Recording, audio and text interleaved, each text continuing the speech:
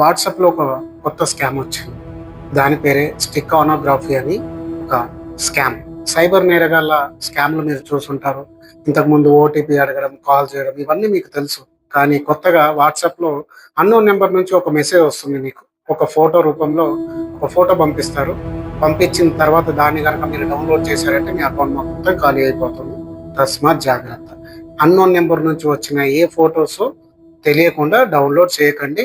మీరు మీ మొబైల్‌లో automatic download option ఉంటే దాన్ని డిజేబుల్ చేసుకోండి. ఎనేబుల్‌లో ఉంటే డిజేబుల్ చేసేయండి. ఎందుకంటే సైబర్ నేరగాళ్ళు మీకేదైనా ఇప్పుడు ఇమేజ్ పంపి దాని ద్వారా మీ అకౌంట్ మొత్తం ఖాళీ చేసే ఆప్షన్ ఉంది. అందుకని జాగ్రత్తగా మీరు వాట్సాప్‌లో ఎవరైనా మెసేజ్‌లు పంపినా, మీకెవరైనా ఫోటోస్ పంపినా అన్నోన్ నంబర్స్ నుంచి గనక వస్తే మీరు దాన్ని డౌన్లోడ్ చేయకండి.